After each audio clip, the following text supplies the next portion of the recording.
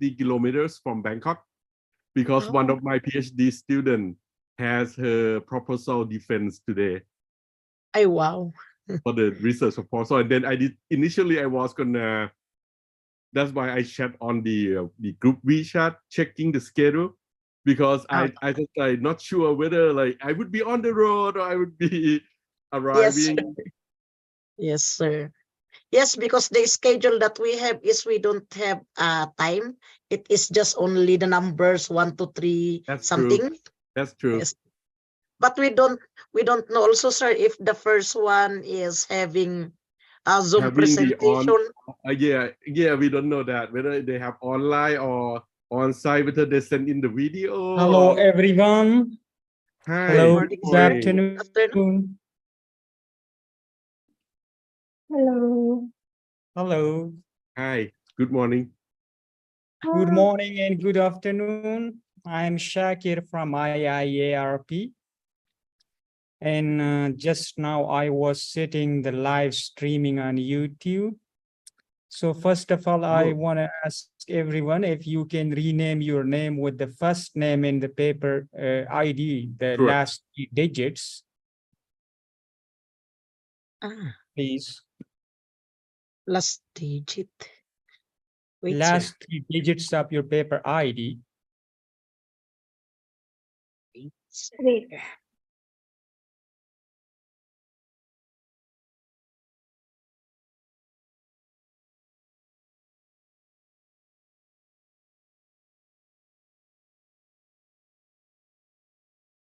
So after our name, sir, we'll put our last ID. Yes, the last 3 digits of your paper ID.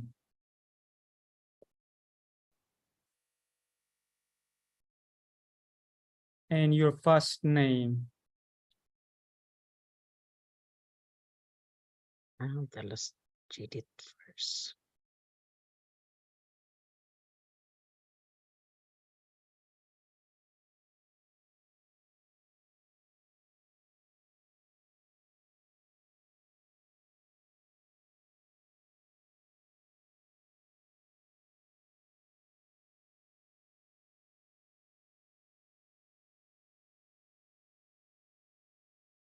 Can you do it? Just go to the screen where you will see the 3 dots in the upper right corner. You can click on it and then you can come to rename your name. I think it's quite easy.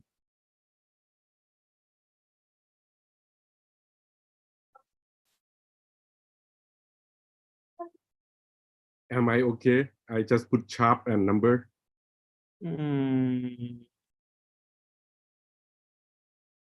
Which one? Yeah, it's okay. 513. 513. 513. Okay, thank you. 535. Yes, good. 503. Maybe I put in the front. It's easier to see. Let me do that. Sorry. Let me put in the front like Corazon did, so it's easier to see for you. No, it's okay. I just want to see the paper ID. Okay. Yeah. That we may know who is available and who is not. Yeah.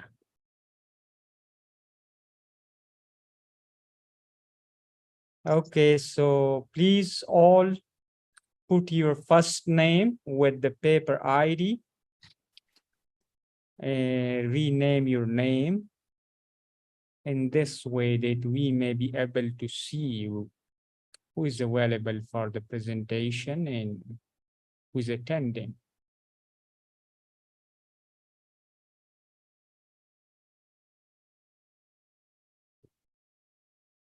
We have just 5 more minutes and then we will start this session.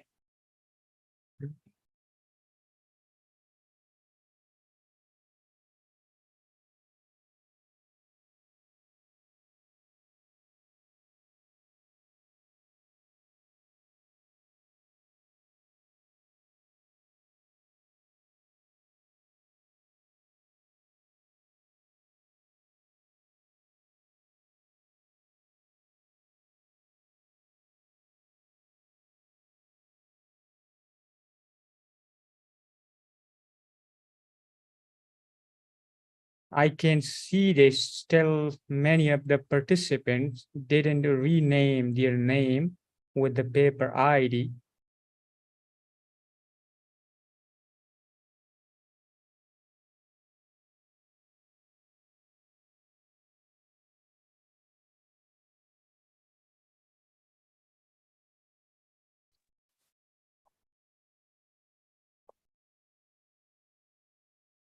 Ahmad Sabirin and Elia Al-Medina. Can you hear me?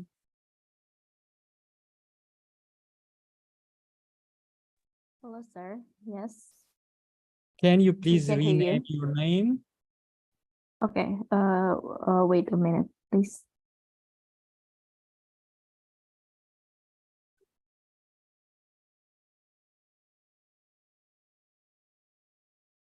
Or there are two kind of participants. One is the presenter and another is the listener. So if you are listener and if you don't have the paper ID, you just write it as a listener, not as a participant. And if you are presenter, just write your paper ID, the last 3 digits of your paper ID.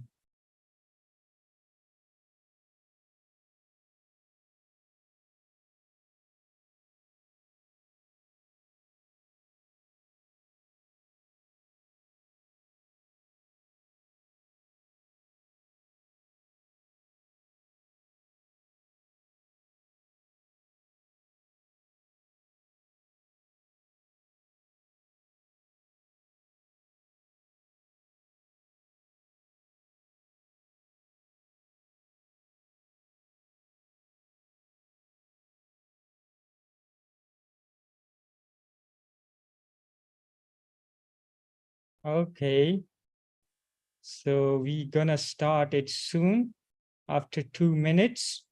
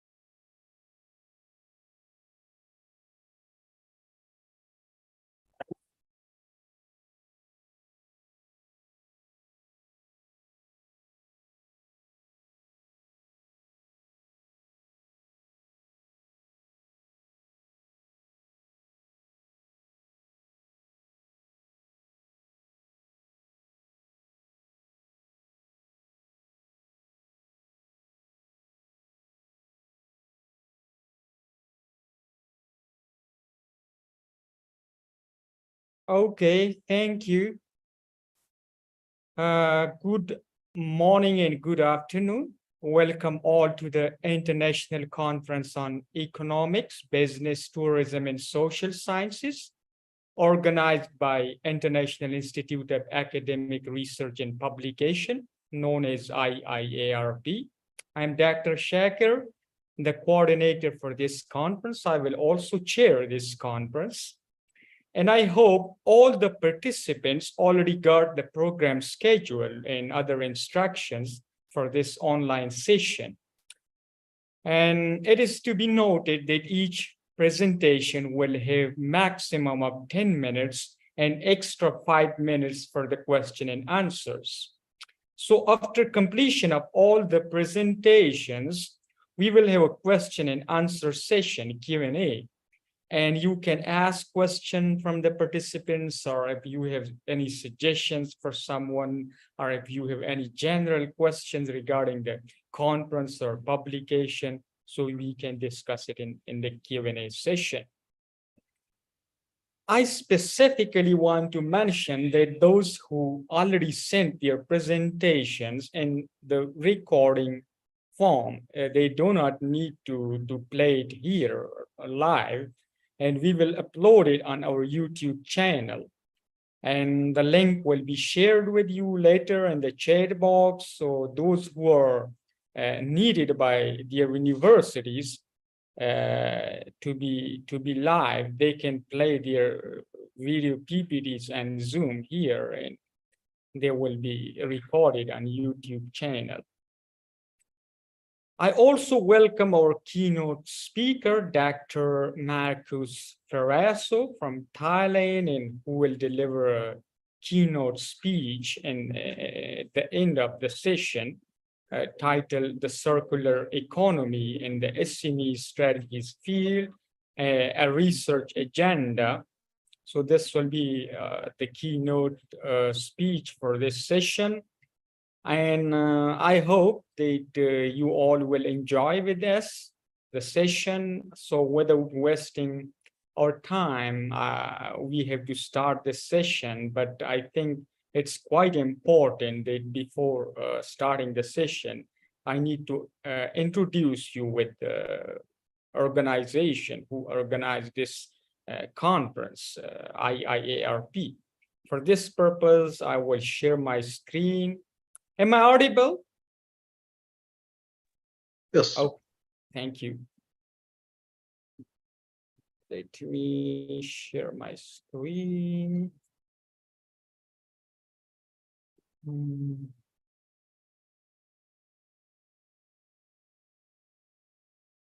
Okay.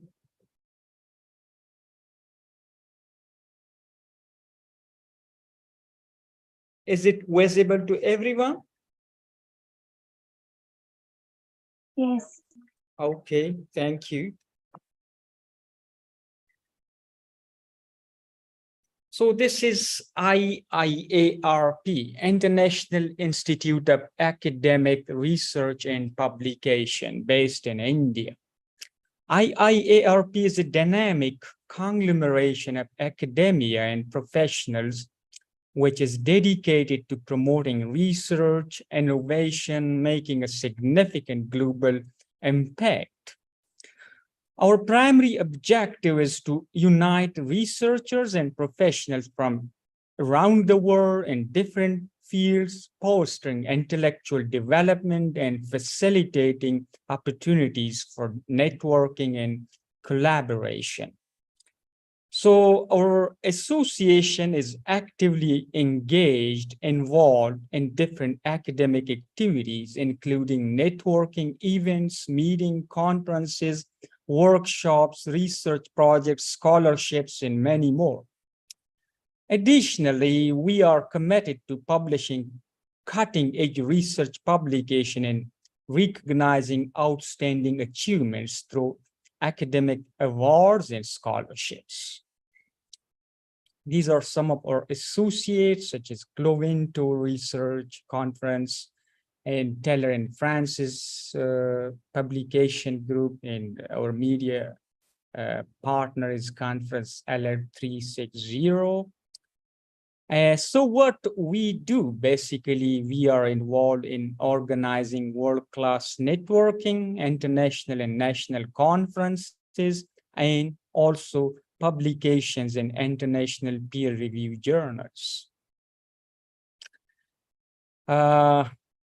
Iiarp is well known for organizing scientific and academic international and national conferences around the world, such as Bangladesh, Egypt, India, Indonesia, Japan, Malaysia, Nepal, Nigeria, Philippines, Russia, Singapore, Sri Lanka, Thailand, UAE, USA, and many more different countries in top cities around the world.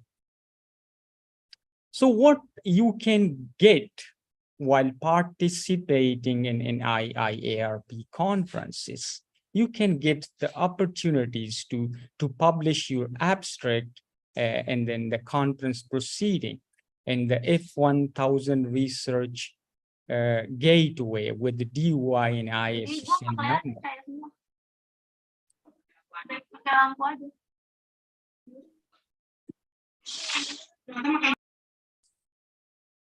Yeah, I will explain what is F1000 Research later in the upcoming slides. You can also get the opportunity to publish your extended abstract, e-poster, presentation slides, lecture notes with the DUI in the conference proceedings. Also, if you want to publish your manuscripts with the DUI, can be indexed in Google Scholar and Douge and many other important databases. We have international peer-reviewed journals indexed in all these important databases. Iiarp also provide opportunities to publish your paper, your manuscript in Scopus and Web of Science, ESCI, and including SSCI journals. So we recommend all the authors that you can go for Scopus Q1 journal, that is F1000 Research journal, Taylor and Francis journal, and the publication is quite easy. I will explain how you can publish in F1000 Research with a good amount of discount if you are coming through Iiarp conferences and gateway. So what is Iiarp gateway and F1000 Research? It is an open research publication hub that is dedicated to publishing research rapidly and in a transparent manner. So how it works, you can see here. And we all know as researchers, as scholars, the traditional journal, you submit your paper, there is a desk review process, there is a peer review process, and you know nothing about your paper in traditional model of publication. But what F1000 Research do, that you submit your article, then you need to submit the associated data, such as the SPSS file or interview guides or other things. You also need this associated data to be published in a research repository. So when you submit your paper and it is checked and it's passed through an in-house check, you need to provide your own reviewer, up to 5 reviewers, and you see all the process that all the stages of your manuscript, which stage it passed through. So you provide your own reviewer, and when the reviewer comment on your manuscript, it is shown on the website, and you download the commented manuscript, you revise it, you submit it again, and if, like here, if 2 of the reviewers out of 5 or 4 reviewers approve your manuscript, it means it will go after the revision. You comment, you revised your manuscript, and 2 of the reviewers out of 3 or 4 or 5, they approve your manuscript. It means it will go for indexing in Scopus. You can see here is an example where 2 of the reviewers approve the manuscript and it is indexed in Scopus. So it looks like this when your paper is revised and it is approved. But some of the one reviewer approve it, another approve it with reservation, and some may not approve it. So if one reviewer approve it, one approve it with reservation, it means it will not go for indexing. And if 2 or all of the reviewer not approve it, it means it need again a revision. So until it is sent for indexing and Scopus, you need to revise it again and again.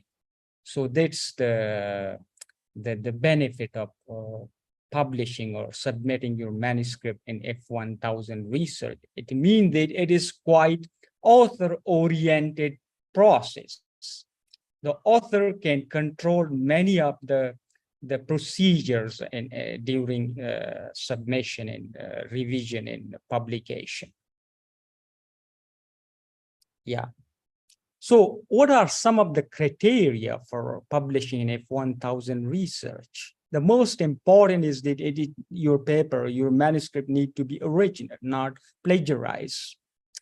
And at least one of the author is qualified researcher, mean he or she must has a PhD degree or something like that kind of qualification. And the article must be written in English language. And there should be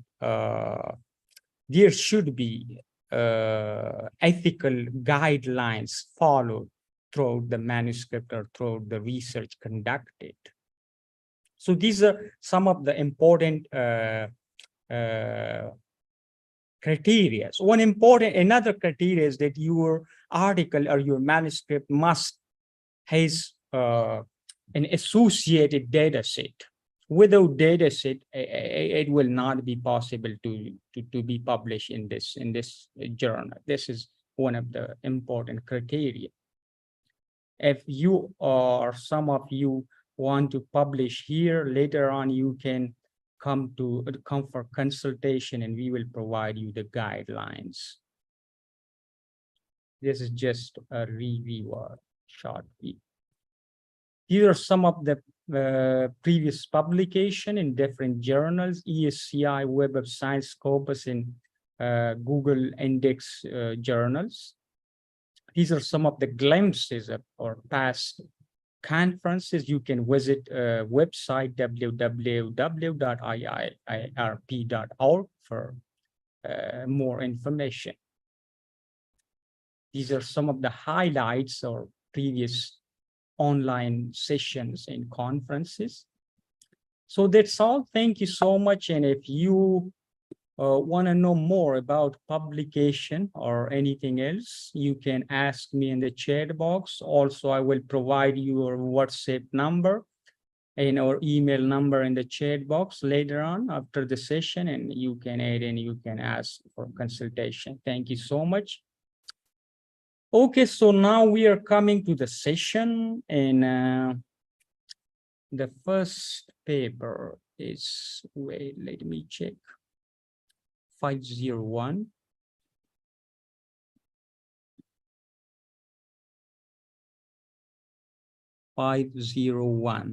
Is video. Okay.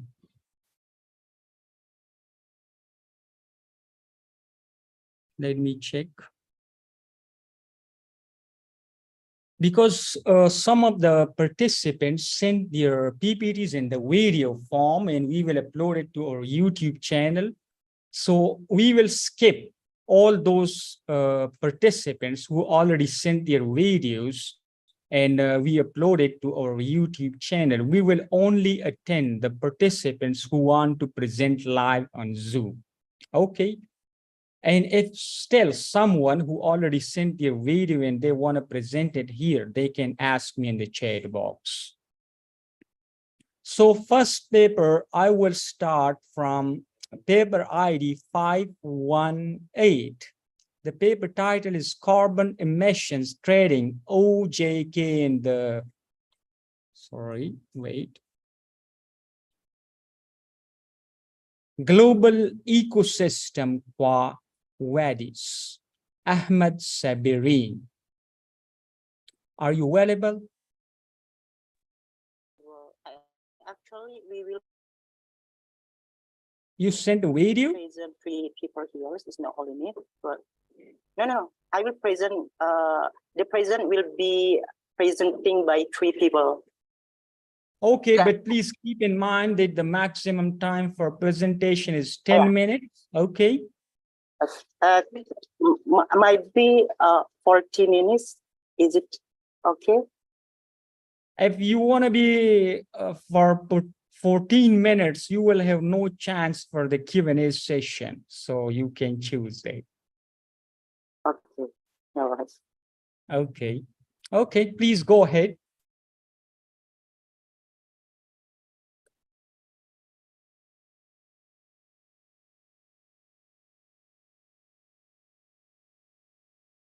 You are muted.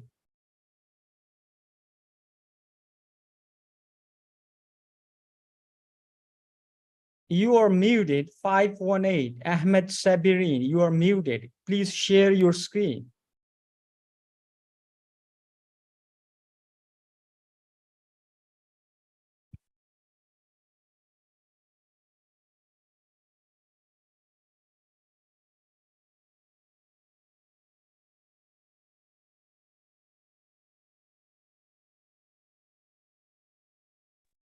Good afternoon. Good afternoon. Could you repeat? I want to know if you are calling to me. I have a presentation, but later. But you need to wait for your turn. Okay, yes, according to the schedule. Thank you. Yeah.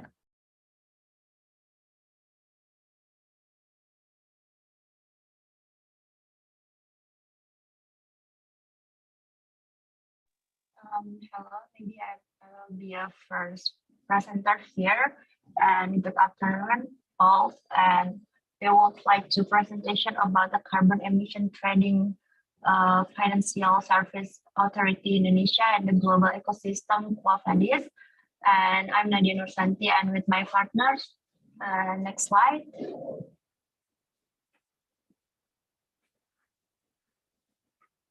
Next slide.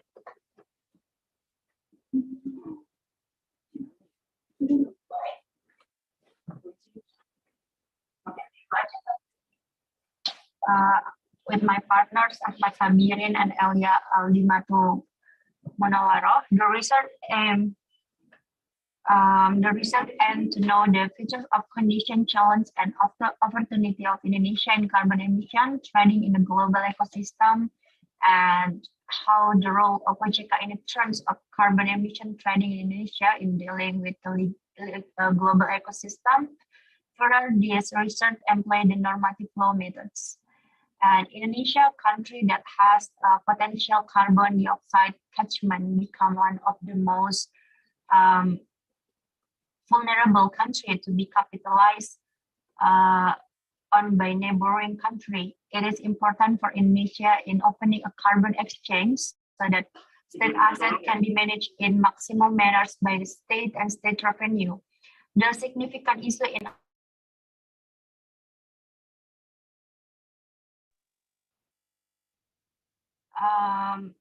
maximum manners by the state and state revenue, the significant issue in accommodating such cases in how to create regulation of carbon trading that is efficient and maximal. Particularly, the role, duties, and authorities and governments start to accelerate regulation framework of carbon exchange in Indonesia. Acceleration is necessary to support green economy development. It is also a strategic measure to create a new economy through the establishment of carbon exchange and the insurance of the green taxonomy 1.0. So far, the OJK duties and authorities in participating in the implement of carbon exchange trading necessary are to be emphasized and clarified so that its financial service sector, the implementation is not overlapped with regulation and prolonged time and confirm the extent of the supervision that can be performed by OJK in terms of regulation of carbon exchange in Indonesia. Okay, next.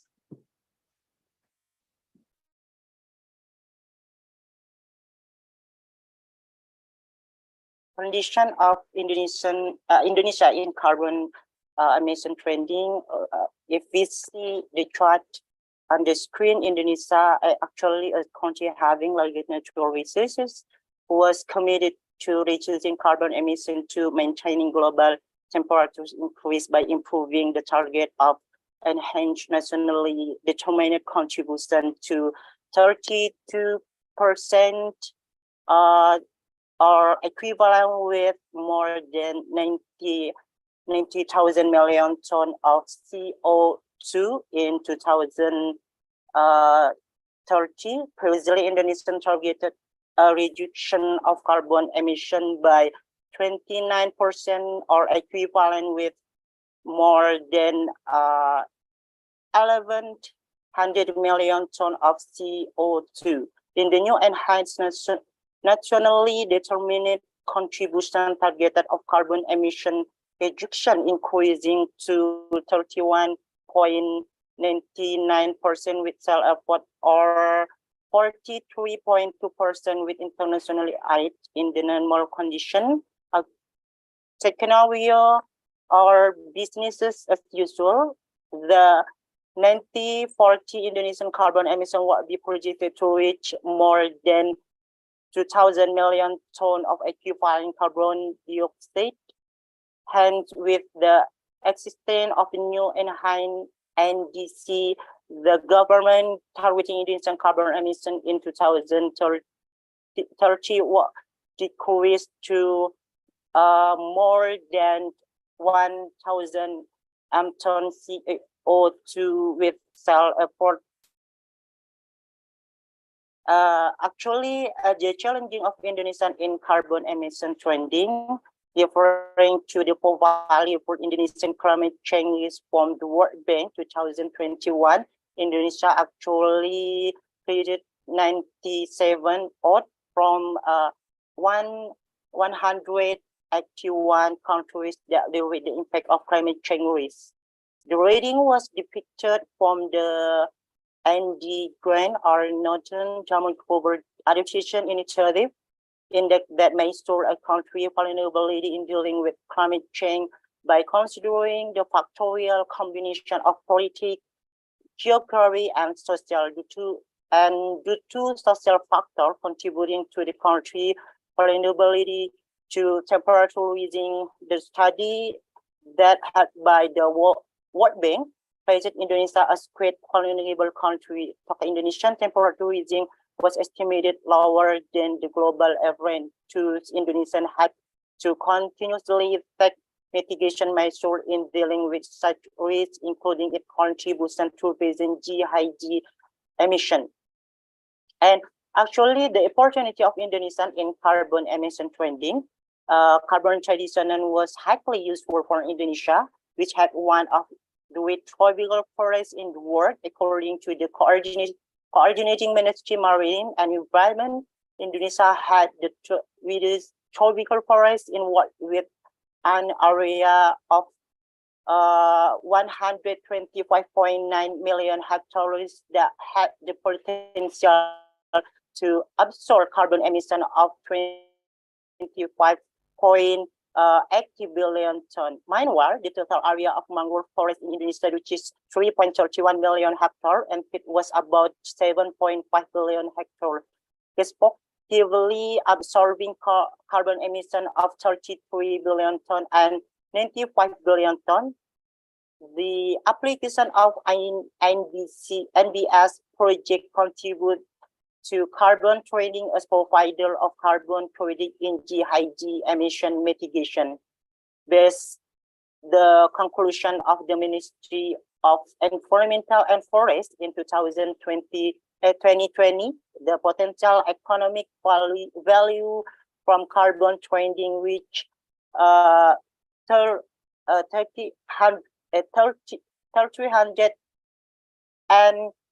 15 trillion in the following 5 years ago. Globally, Indonesia will play an important role in achieving the purpose of the Paris Agreement of carbon trading.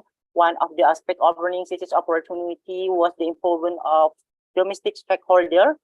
The industry could significantly contribute to enhancing the ecosystem of carbon trading as either customer of carbon credit or provider of carbon credit. In the next developer, Indonesian Commodity and the PC exchange, future exchange that provided market for commodities and their derivative in PCQ or financial product and finite to tune carbon in one of the traded commodities. Actually, here the role of OJK in Indonesia carbon emission trending dealing with the global ecosystem. Actually, OJK, an independent state institution, had a free role in the term of carbon emission trending, especially in Indonesia. But the biggest challenge that what be dealing with by OJK was how OJK could participate in the green investment to respond to uncontrollably increasing climate change related also carbon emission trending that had not been regulated in Indonesia. To the urgency of strengthening the Indonesian economy through carbon emission trending could be solution. The company which recruited funding could register its project in the capital market to obtain lender. Further, that project that will emit carbon credit, the carbon credit in the commodity market regulated by BPPT. Especially another alternative in which the development of carbon credit was traded in the commodity market with BPPT, the supervisor. OJK could take a role in facilitating the further utilization of carbon credit as collateral or guarantee in the instrument of financing.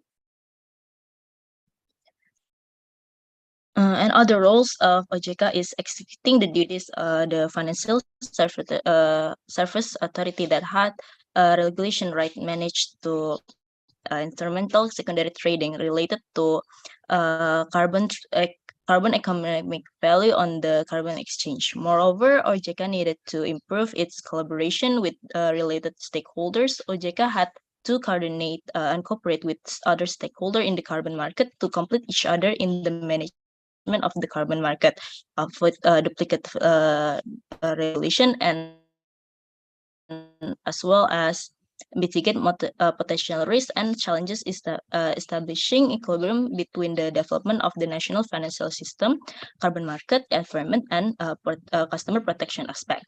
OJK was necessary to take an active role in the coordination with stakeholder and international collaboration regarding the carbon market, since setting an alignment with international regulation required joint attempts from several countries.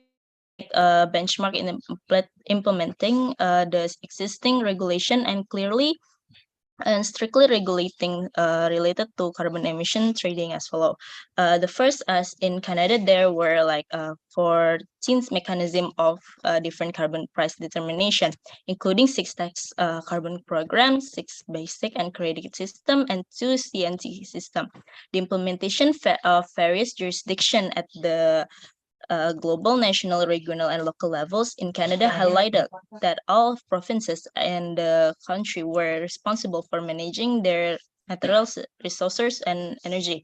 The second is New Zealand. New Zealand relied on the emissions trading system to apply carbon tax. It had become the main tool of New Zealand to overcome its domestic GHG emission and absorption in all sectors and develop in as New Zealand international climate change commitment. The third is China. China declared the ETS implementation at the national level in early 2021 as the main policy instrument to achieve its goal of carbon neutrality in 2060. China promised to apply the national ETS to manage the degrade CO2 emission efficiently. China national ETS initiated to be applied to electrical sectors such as coal and gas power plant. The fourth is Colombia enacted carbon tax in 2016 and prevailed in 2017. Colombia had started to impose the carbon tax for fossil gas and liquid importation and sales used to combustion and unless natural gas was used for electricity. Okay, in the context of Indonesia, both ETS and carbon tax were still relatively new. Benefits Sorry from for interaction. You have 2 more minutes, so please be close you. Okay. Okay. The critical aspects regarding the implementation of carbon pricing in Indonesia were as follow. First is political will toward carbon pricing, the necessity of carbon pricing and its technical guides. Third is important transparency and public participation. Fourth is country power was required and evenly distributed. And the properties of multi-level carbon pricing learned from those 5 countries. Okay, the conclusion based on the discussion, we take the lesson from Canada and New Zealand have covered the necessity to amend federal and provincial carbon tax to increase public understanding. Instrument of carbon pricing through financing for research and public hearings. Meanwhile, the lesson from China in developing ETS, and it is necessary to keep in mind that CPI should be customized to each country cultures and experience previously adopting the climate change policy. Indonesia has many options to apply CPI since its understanding of the interim-based mechanism is superior. Concerning technical, political will, and public participation, the schema of carbon price must be executed by using difficulties and lessons learned from the RED project. Thank you. That's from us. Thank you so much for presenting, and we will have Q&A session. Q&A session, you can come to discuss the points related to this paper. And now I'm moving to another paper ID 520, paper title, Analysis of the Teleconsulting Implementation for Baker Referral Program National Health Insurance with Diabetes mellitus cases in primary health care, to be presented by Putri Parmatsari. Are you available? 520, paper ID 520.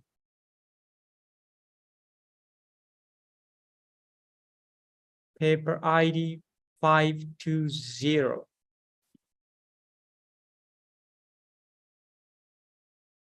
The presenter is Putri Parmatsari.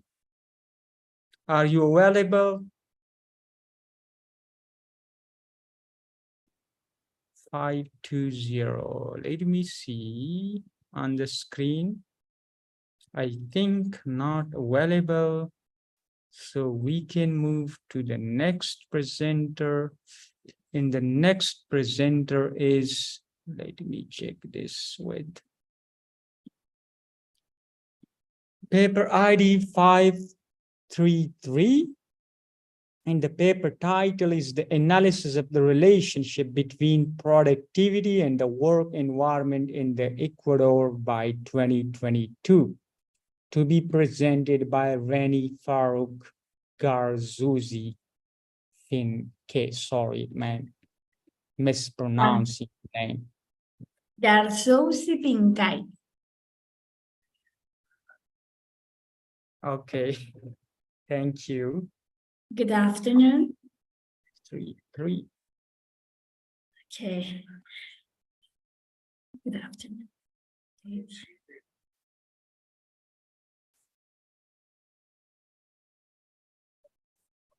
So,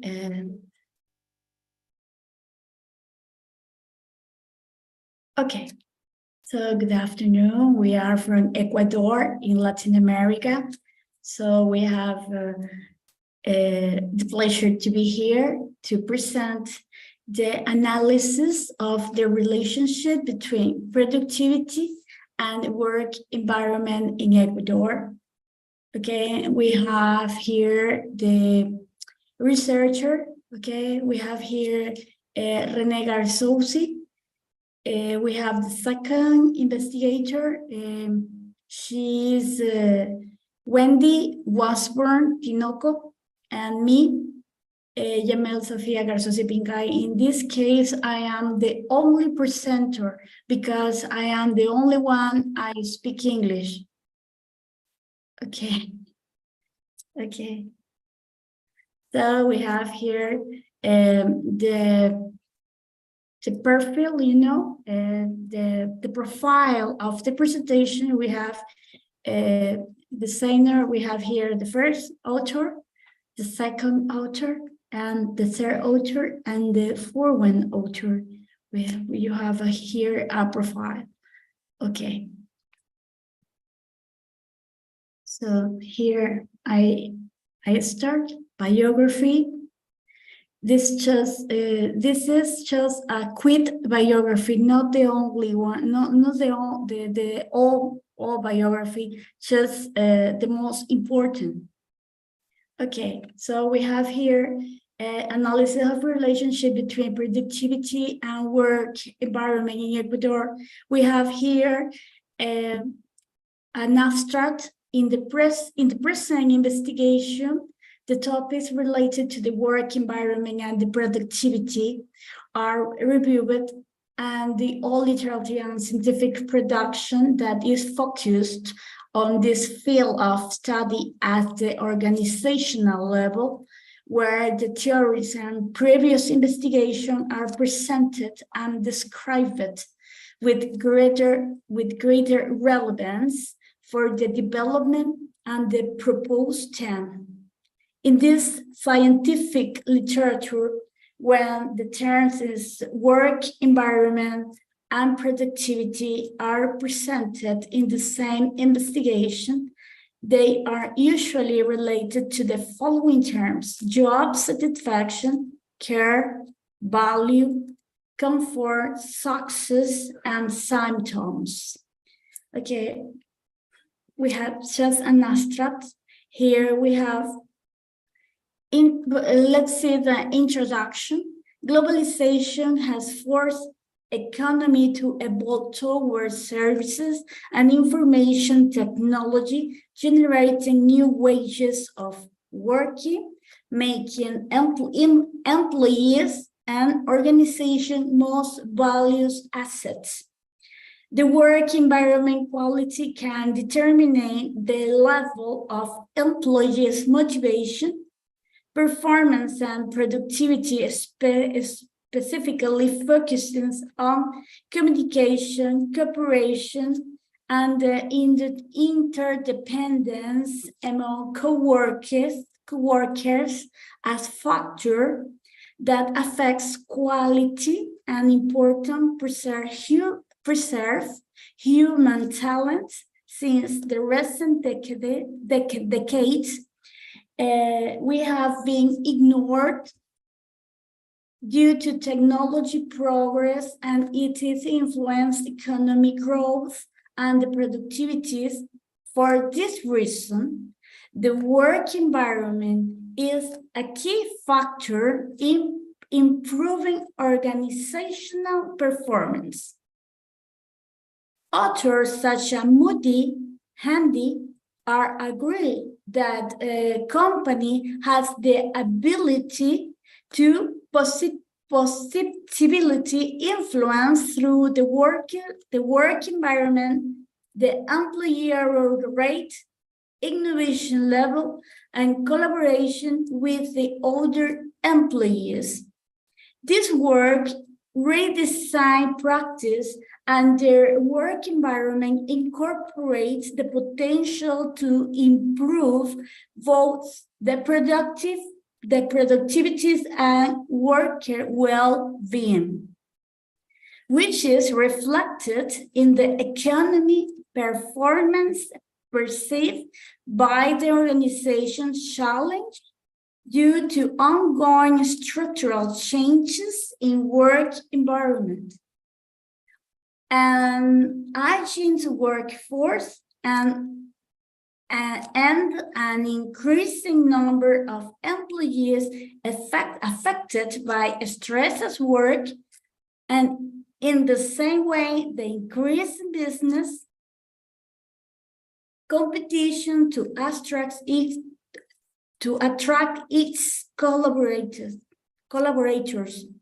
According to the Director of Social Demographic Strategies of the Instituto Nacional de Estadísticas y Censos, INEC, in 2022, the adequate employee rate during the second quarter of 2022 is 34% at the national level, which means that one of the thirds the economically active populations have a formal and unstable job. This is very low percentage. This is very low percentage continue if this low percentage continues to be below acceptable working level, which according to the report, occupational structures, sector minimum wages and salaries, and sector minimum. The Ministry of Labor in 2022, the current minimum wage is $425, which is lower than the current basic basket. It's around $800. 37%, I mean, this 1,080,000 workers have a suitable job according to the INEC, Instituto Nacional de Estadísticas y Censos, in 2022 correspond to professional and university education level. This one. So the force trained in various economies activity is reduced. On the other hand, at the national level, there are 200,011 around that 200,011 companies according to the Servicio de Rentas Internas in 2020. Sorry for interruption. You have 2 more minutes, so please be conclusive. Thank you. Okay, so as conclusion, we have here, in Ecuador, we have evidence that the current the focus, the work impact climate productivity, for example, the analysis was generated to the Industrial Revolution era, where it was detected workers perceived in a different way. Conception, they have worked as well as effect that they produce due to working environment, and their repercussion is that their performance within the organization. Okay, we have another conclusion here, okay, to go faster. A systematical total review is around 2,500 academic scopus and scientific publication related to the work environment and productivity was carried out, in which 20 publications were selected, which were the ones present the highest citation numbers in order to analyze and demonstrate the scientific production in this subject. For the most part, here we have the trained workforce.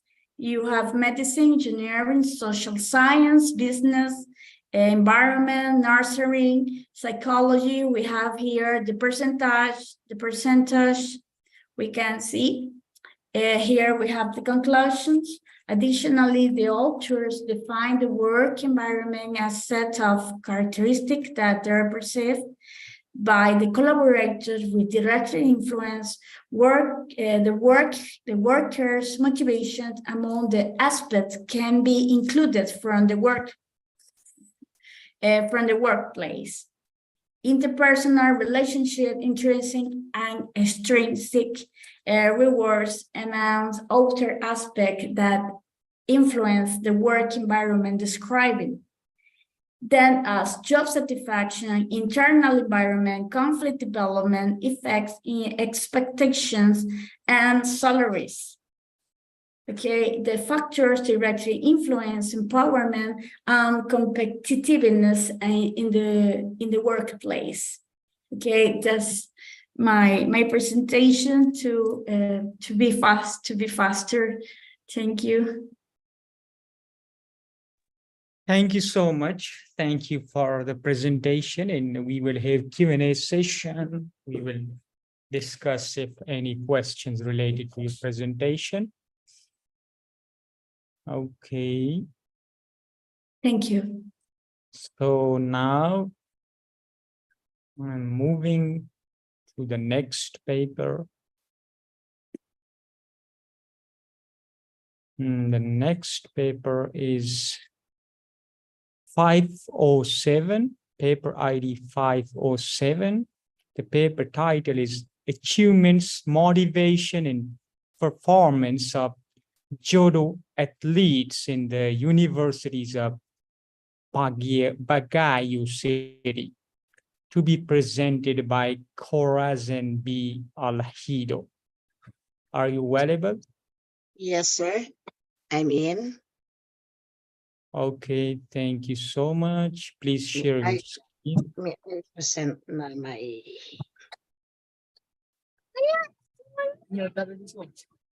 Okay, good afternoon, everyone. Since we are given only 10 minutes, so I think our presentation is very fast enough. Okay, going to my research, since I am also an athlete in the Philippines regarding judo, so I want to look at the motivation or the achievement in relation to sports. So going back, so according to McClellan, the need for achievement is the most important need which can be used effectively by individuals to achieve the goals. He further exemplified that person with achievement needs to be motivated by difficult, challenging, and competitive work situations, not by routine and not by non-competitive situations. So in the athletic arena, we have different ways in facing difficult tasks. So the studies aim to determine the achievement, motivation, and performance of judo athletes. That is specifically to answer the following question: their level of achievement motivation, the difference in their level of achievement motivation when compared according to sex and belt division, their level of performance, their level of performance when compared to the degree of relationship between achievement, motivation, and performance. So going to that, I will go on the introduction. Okay, so according to Zeman and Shank, 2012, they stated that highly motivated athletes would perform more quickly and learn more efficiency than purely motivated ones. I use to look at the Baguio City, Philippines as my respondent, that Baguio City, Philippines produces judo expert as far as 1980s. So as such, the finding of this study could be a means where judo will be promoted to the youth with the objective including inculcating the values of discipline and of course the self-defense. Also in this study may serve to encourage the individuals who are currently involved in their sports to further improve and enhance their skills, not only for their personal development, but also for their community as well. So NDS will also give athletes the idea that augmenting the level of their achievement motivation could be helpful to succeed in their chosen sports because it will bring out the best in them and uplift their level of performance. So this study aimed to determine now the level. So what is the level of the achievement motivation of the judo athletes? Okay. Wait. What is the difference in the level of achievement motivation of the athletes when compared according to sex and belt division? Okay. And what is the level of performance of judo athletes?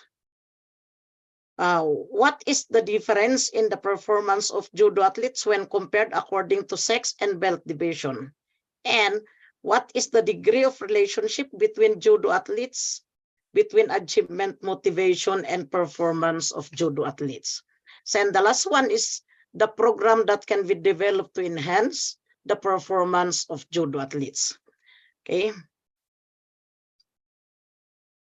So I use also the theoretical, under theoretical and conceptual framework, I use the achievement motivation theory by David McClelland, the need for the power as according to him, the need for affiliation, and the need for achievement. Aside from that, I also use the individual zone of optimal functioning, so ISOF model, looking at the performance. Okay. Under theoretical conceptual framework, I look at the performance level, the sex, the belt, and of course the achievement, motivation, and performance. I have all the tables, but since we are limited for 10 minutes, so maybe if you are interested to look at my research, I have in my full paper. Okay. So the methodology that I use is the descriptive correlational design. I use for schools in Baguio City, the University of the Cordilleras, where I am in, University of Baguio, St. Louis University, and the Young Men's Christians Association. 80 judo athletes. From 80 judo athletes, we have 47 or 58.75% males and 33 or 41.25% females. So 19 or 23.75% white belters, 31 or 38.75% for brown belters, and 30 or 37.5 black belters. So the researcher formulated survey questionnaire subjected to expert opinions of the panel members for validity purposes, and it was pilot tested. I used the Cronbans alpha for reliability purposes. And the approved communications, personal administration of the questionnaires. I also used the weighted mean, frequency, count, t-test, ANOVA, and frequency, and the persons are for this study. Okay. So let's look at now the result and discussions. So under the level of achievement motivation of the judo athletes, they have a very high level of achievement motivation based on the computed under statistical. Remarkably, a strong desire to achieve in the field of judo. They have also high level of aspiration to succeed in their chosen craft and motivated to attempt and face challenging situation even if they fail. That is according to Shuttler, Seldon, and Froelich for 2010. Okay. Let's look at also the comparison, the achievement motivation of the judo athletes according to the sex. So under the table, it shows that there is no significant difference in the perception of male and female as to the influence of their achievement motivation to their athletic performance. Okay. So under the comparison of the achievement motivation of judo athletes according to belt division, there are significant differences in the perception of the athletes when grouped according to belt division. As the judo athletes elevates its judo belt higher, the more likely the athlete's achievement motivation pursuit in the activity becomes greater. Okay. So the performance of athletes according to the level of competition. The competition level under which most of the athletes belong to was national competitions. Only a few got to participate in international competition. So there's a need to develop contenders who will be able to participate in the international scene. So comparison of performance according to sex. Based on the computed tables, both male and female are more or less the same in relation to performance. If there are differences in the level of their performances, this may be due to gens. Okay. Comparison of performing according to wealth division. There are considerable variations in the performance of judo athletes. There are also considerable variations were inferred on the white belters judo athletes against the black belter athletes. It implies that the younger the judo athletes, the higher the pressures and difficulties they encountered as they compete in the different levels of competition. Okay. Under correlation between achievement, motivation, and performance of judo athletes, again, we have the table, but I cannot show the table. So there is a moderate and substantial relationship. There is a significant increase in the achievement motivation corresponds to a significant increase in the level of performance. And it suggests that the judo athletes who view themselves positively, see themselves as worthy, and take pride in their achievement are more likely to excel in their athletic performance.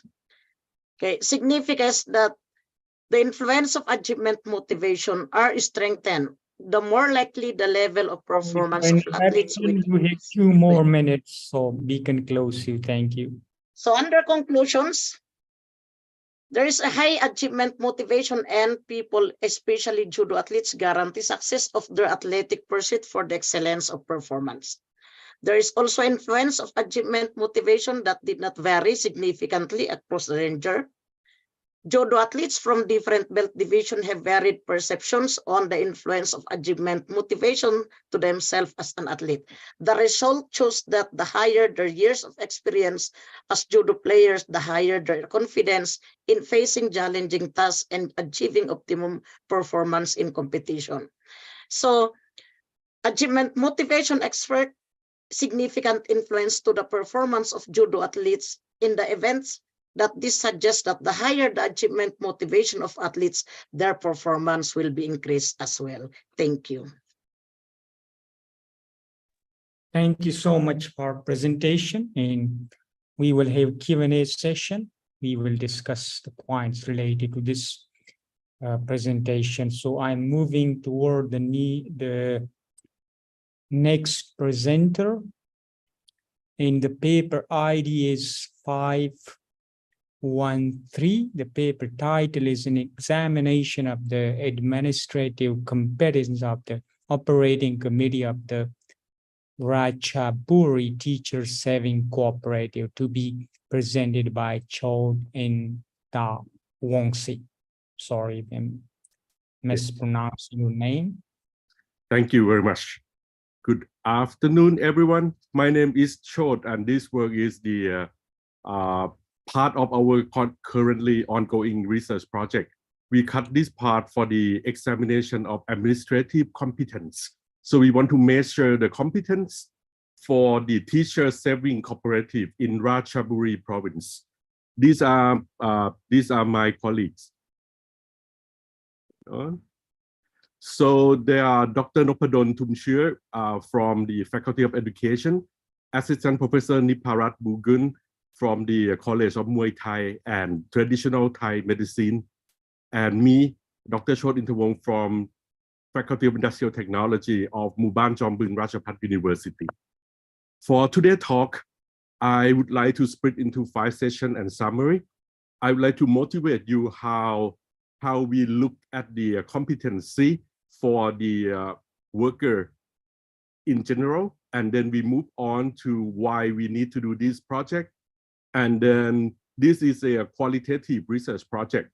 The part of the project that I mentioned, the main study is the factors affecting the performance competency of Ratchaburi Teacher Saving and Credit Cooperative. First off, if we look from the Society for Human Resources Management, there are 9 skills for competency, ranging from the communication, to the consultation. So these are in general for the HR view of the competence. For example, the relationship, the ethical, the expertise in HR or HR knowledge, the critical evaluation, and the leadership and navigation. But when we look into the application of banking in general for the cooperative banking like this, is a special design for teacher to join together financially and help each other out. If we look through this data, we found that in Thailand, there are 1,400 savings cooperative, more than 3.2 million members nationwide. Among these, there are 112 teacher saving cooperative, or 7.99%, with 800,000 members. The total business value is 1.23 trillion baht, or roughly 50,000 million US dollars. And this figure also increasing, according to Jiranan and her colleague from the study in 2013. It's increasing roughly 18%.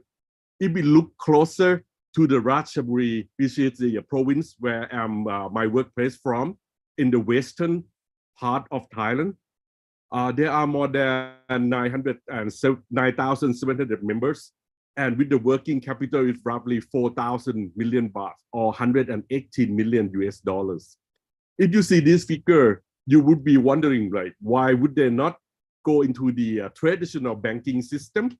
And what important to make this teacher cooperative and credit union work very well and growing. If we look more closely, we see that the Ratchaburi Teacher Saving Cooperative, we found some problem. For example, is the overall the staff competencies, and some area are not clearly defined. Like when they're hiring staff for the cooperative, there are no guidelines that create out, and hence they promise the research funding to find out the competency. And we suggest that the organization core competency need to be addressed. The operating committee leadership competency is also important, and we need a clear assessment, and we need an effective performance of assigned tasks. When we look through all these lenses, one way to do is we do, as I stated earlier, is a qualitative studies. So we look into the best practice amongst competency, and we do the focus group and try to find the how to measure the competency, and then we decide the questionnaire which I'm going to address next. So next step for the second part of the talk is about the literature review, especially about the performance. According to Perry Scott, 1997, when we look into the competencies and the relation of it to the performance of the worker, it is something like a set of knowledge, skills, attributes that can measure, and that also affect the results against the recognized standards. Something that can also increase and build and train and develop. According to Spencer, it is important personality in different people. So this is more like internal and more like tacit and explicit knowledge. So for Perry and Scott, it's more like an explicit knowledge that it can be trained and developed. But for Spencer, it's more like a personality that built differently from people to people. And it also shows in the efficiency of the work processes to work that show the excellent result. And for McClellan, the personality is hidden in a person. So 2 out of 3 now for the main citation here. So we look into closer to Thai, and we found from the Damrong Rajanupap Institute. Here, the institute addressed 5 core competencies, ranging from the achievement motivation, service mind, expertise, integrity, and teamwork. And also look into the functional competency and also work-related competency. Next, we move on to the related work. I listed 7 work here. ranging from the Crystal, the first one from 2022, and they work in the Walimu Sako in Kampala. It's a case study that showed a significant positive effect of skills, knowledge, and performance in Uganda. And at the same trend, I would like to focus on what they're finding. And they found that the further studies are needed to include in the other sector in the country, in Uganda, to see how management skills differ from another sector in the country. The second one is Mesaya, she's Thai, and also the study done in 2022 as well, is the management of saving cooperative in Thailand under good governance. And her finding can summarize into two parts. The first part is the saving cooperative in Thailand under the principle of good governance, even though the name is very nice, but it began to found the increasing corruption, and it's also found the problem interference of the government agency. And they also address that the guideline for the management is needed. Next is also Thai, the work from Duong Rat and her colleague in 2021. They studied the development of core competency in the performance of the staff of sub-district administrative organization in Saraburi province. This also closer to what we are looking for. And next one is the Surin Health Saving Cooperative Limited 2020. It's a survey of the service quality in their cooperative limited members. And the next three work is Andrew and journals, both from 2019. They look into the relationship between management skill and performance. For journal, they look into the impact of the internal audits and corporate governance of SACCO in Nairobi County. For Andrew, he found that they have indicated a significant positive relationship between planning and operation of the saving and credit cooperative. They also found that the significant positive relationship between the coordination and performance. But for journal, he found that the impact of internal auditor experience on the governance of SACCO in Nairobi County. And they found that SACCO should employ experienced audit staff to improve the corporate governance performance. And this work expertise of the auditing can help them develop and lead to the good governance. Lastly, work from Ronald and Willie, they're determining the strategy needed to build the trust in Kenya. Now, the methodology that we use, since it is the sorry for interruption, you have 2 more minutes, so be for the close. qualitative, thank you for the qualitative study. We found that the material we use is an in-depth interview form. We have the record of subgroup meeting, and we have the opinion evaluation. We run the 5-step methodologies, ranging from the examine the concept, study the finding, organizing the focus group, and investigate the opinion of the administrative. The results show here addressing the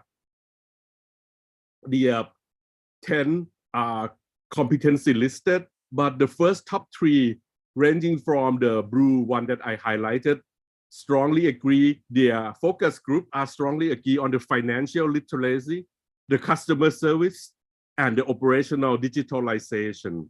The opinion is from the 300 person that we developed after we got all these 11 competency, and then we apply the questionnaire listed to the person involved in the Ratchaburi Teacher Saving Cooperative. The discussion here can highlight that the success of the teacher saving is on the working capacity, is also on the determination of core competency. The benefit of performance and developed skill is also important. And as I mentioned earlier, the 3 competency among the 10 are listed accordingly after we apply the focus group result to the survey questionnaires.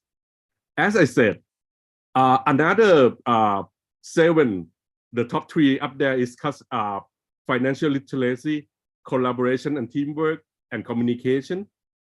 And the rest are analytical thinking, leadership, sense of duty, customer service, conflict resolution, adaptability and flexibility, and operational digitalization. Thank you very much for your attention. This work is part of the study I mentioned and passed the ethical approval. We yet to submit the raw data to further the full paper publication. And thank you to the Ratchaburi Teacher Saving Cooperative, fiscal year 2023, to support us about roughly $5,000 or 200,000 baht for the work. And these are the list of the bibliography. And if you're interested, we can talk, and you can see the full paper later on. Thank you again. Thank you so much for presenting, and we will have Q&A session, and we will discuss the points related to this presentation. Now I'm moving to the next paper. And the next paper is 521. The title is Revitalizing Organizational Performance in the Manufacturing Industry of Zimbabwe Through Reward System, to be presented by Augustine Turai Mataba. Are you available? 521. Paper ID 521, to be presented by Dr. Augustine. Dr. Augustine, are you available? 521. I think no, so we can skip this one and move to the next one. Paper ID 535. The paper title is Unveiling the Path to Enhanced Performance Appraisal, Exploring Design, Psychology, and Political Factors, a Systematic Literature Review, to be presented by Augustinus Tarigran. Are you available? Yes, sir. Okay, please share your screen. 5, 3, 5, 3, 5. Okay, so I can share my screen, right? Yes, please. Okay, 1 minute. Let me share it. Okay. It's already on, right? So shall I just start or? Yes, please proceed. Thank you very much. Good day, everyone. The title of our presentation today is Unveiling the Path to Enhance Performance Appraisals, Exploring Design, Psychology, and Political Factors, a Systemic Literature Review. So first, let me give you a brief about myself. My name is Augustinus Tarigan. I'm from ITB, and I have an academic title of ST and MBA. I've earned a master's degree in business administration and a bachelor's degree in industrial engineering. I am also a certified assessor on human resource. I have about 11 years in experience as a human resource practitioner and consultant, working both domestically and internationally. And over these years, I have developed expertise in numerous areas of HR management. This includes assessment center, organizational streamlining, HR consultancy, remuneration, and etc. So these are my co-authors' biography. The second author is Dr. Aurek Gustomo. Dr. Aurek Gustomo is a respected professor of people development. He's also in ITB, and he earned his master and bachelor's degree in industrial engineering. And then he also are the Vice Dean of Academic Affairs from 2020 till now. The third author is Dr. Insinyur Maju Yunus Bangun, MBA, is also from ITB, and she also works as a lecturer in ITB and has a background in a corporate and banking system in Indonesia. So together we've collaborated on this insightful study. Now we can move on to our research study. The introduction for this study is actually the performance appraisal. So today we will delve into the pivotal domain of performance appraisals. First, they serve a critical function in evaluating and enhancing employee performance within organizations, but they are not without their challenges. A pressing concern is the susceptibility of performance appraisal to biases. These biases can gravely undermine their fairness and effectiveness, ultimately diminishing their core purposes. Bias in this context refers to the sway of subjective judgments and personal preference during the evaluation processes. This bias leads to disparities in assessing employees, contributions, and potentials. Instead of objective evaluations, subjective bias can skew results, calling into questions the accuracy of these appraisals. So our research will address these concerns and seek solutions to ensure the fair and effective of performance appraisals. So before we move forward, it's essential to understand the foundational principles of the performance management system. These 6 steps are referenced by Gary Dessler, a renowned name in the field of human resource management, and he has outlined a robust framework. The first framework is to set the expectations. The second one is the goals and objectives. The third one is the goal alignment. The fourth one is the assessment. The fifth one is the performance calibration, and the sixth one is the feedback and development. So based on these 6 foundational principles, we would build our research, diving deep into the factors that can influence and potentially bias the key to subjective bias.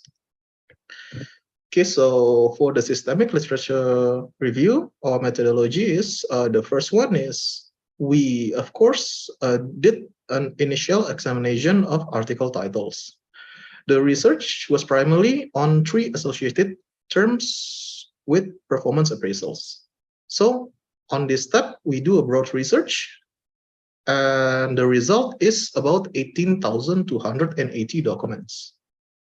However, to focus on the primary area of interest, we applied a certain filters. For instance, we restricted our search to documents published within the span of 2000 to 2023.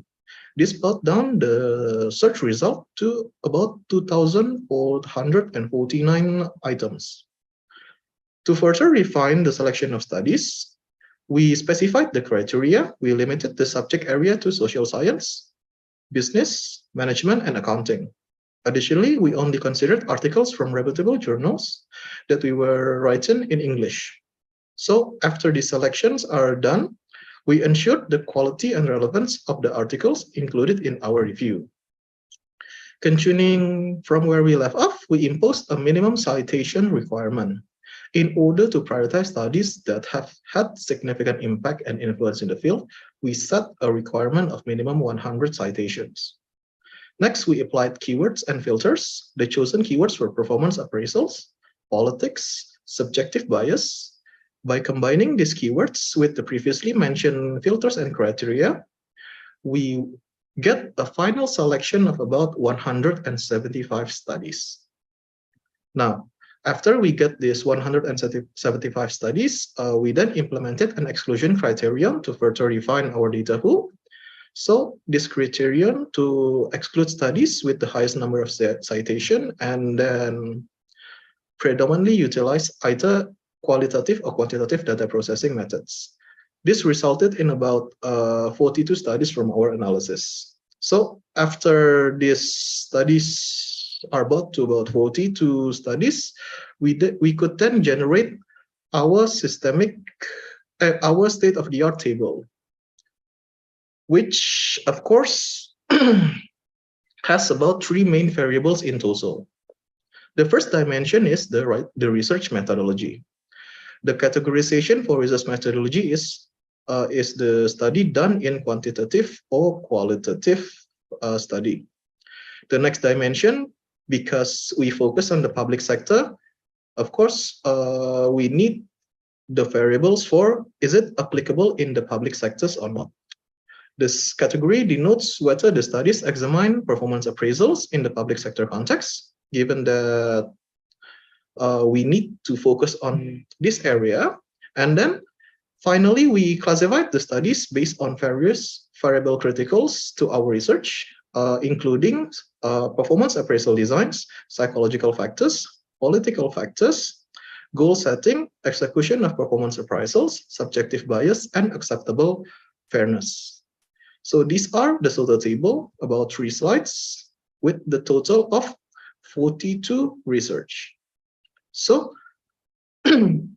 after we identify all of the state-of-the-art literature. We could then identify the gap. So the first gap is we observe a gap in the definition and establishment of criteria in performance appraisals. It seems that the specific focus on this aspect is somewhat lacking. Future studies should delve into the specific criteria used in the appraisal process and explore how they can be effectively defined and implemented. The second, we also noticed a significant neglect on the public sector context. Much of the existing research in performance appraisals has been largely skewed toward the profit-driven companies, thereby overlooking the unique dynamics of welfare-oriented public sector entities, particularly, of course, Indonesia. Consequently, there is a compelling need to investigate the implication of performance appraisals within this distinct context. And finally, we also identified a need for further investigation into the effects of performance appraisals on organizations, specifically within the Indonesian public sector. It's crucial to comprehend both the positive and negative effects to develop new and relevant criteria that align with the expectation and requirements of employees, managers, and the organization as a whole, thereby enhancing effectiveness. So to conclude our presentation, let's delve into the conceptual framework that emerged from our research.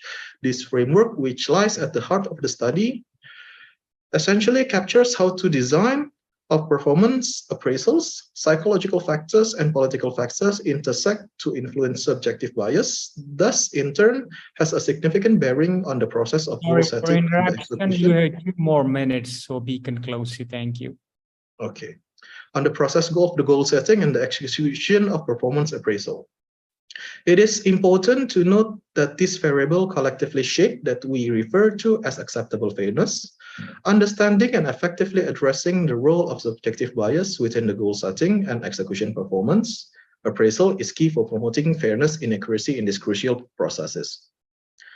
So we believe that by acknowledging the influence of these variables and proactively implementing measures to mitigate bias, organization can not only enhance the effectiveness of goal setting, but also ensure a more objective and equitable performance appraisals. In conclusion, we hope that our study contributes to this broader objective and paves the way for further research in this area. Thank you very much.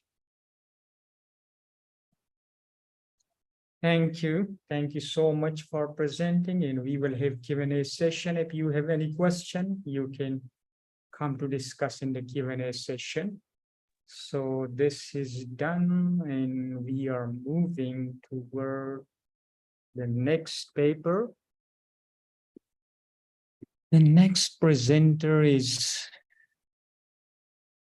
536, and the paper title is Empowerment of Tourism Development and Encouraging Regional Development Through MSMEs based on the creative economy in Karo Regency, Sumatra. Are you available, Gina Susari? Okay, sir, I'm available. Okay, please share your screen.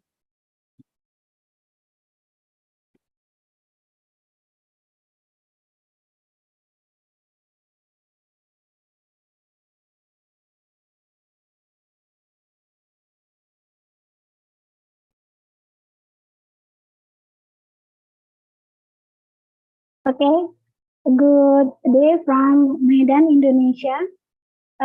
Thank you for the time I present for my paper. The title is Empowerment of Tourism Development in Encouraging Regional Development Through MSMS based on the creative economy. Wait.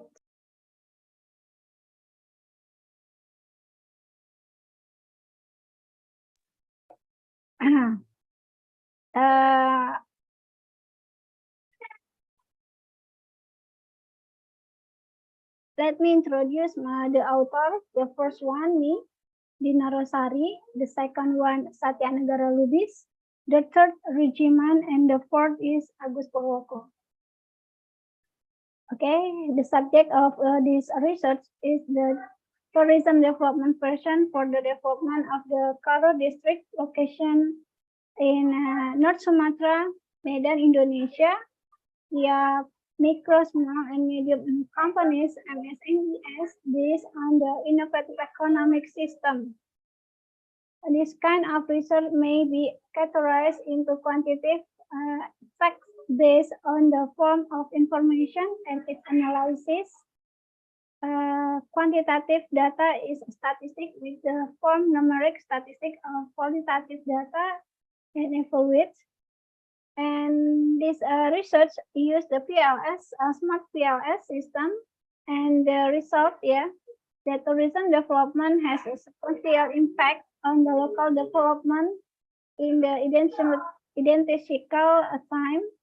And the variable in this research is attraction accessibility, and the variable that have numerous effects on the nervy improvement moderated is the innovative MSMEs, and the tourism development has a major impact on the regional development, and MSMEs primarily based in innovative industries have a high effect on nervy development, and tourism improvement has a significant impact on local development.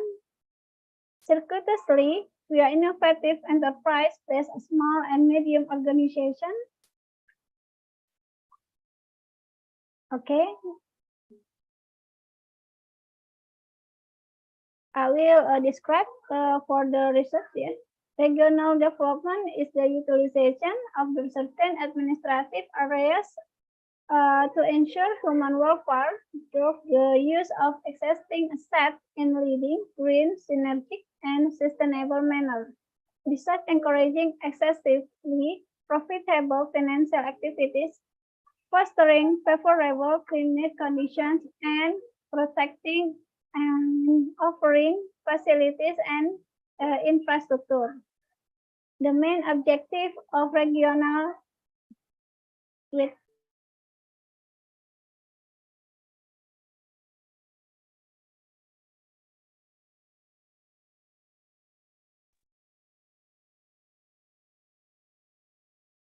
The main objective of regional improvement is to create the expression of life that is safe, comfortable, green, and sustainable to achieve regional development desires. Regional improvement in practice are influenced by many factors such as increased tourism and concurrently with the development of the small and medium enterprise-based creative financial systems. Tourism is a vital element of local improvement. Tourism is an important improvement of places. Harmonious visitor attraction with the improvement of tourism centers, public centers, accessibility of infrastructure, and network improvement in one complete and sustainable get. In the context of developing tourist sites, Indonesia has a lot of potential to become an aggressive and sustainable tourism location.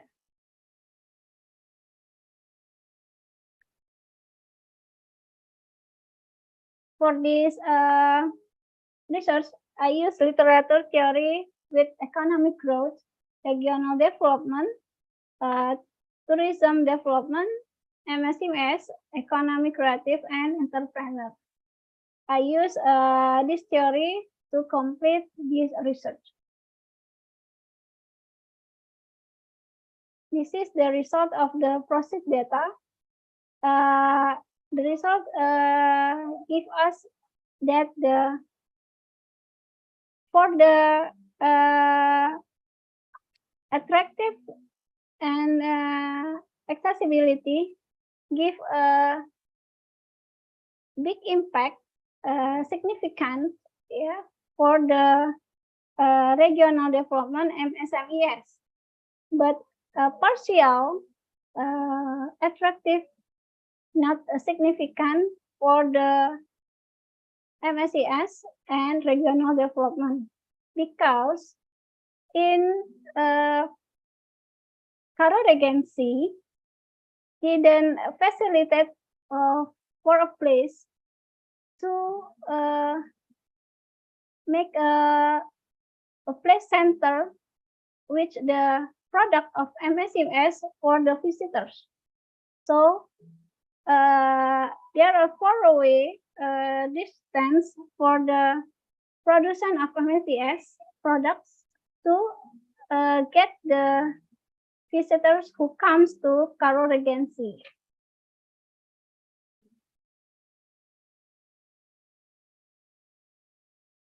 Conclusion for the research.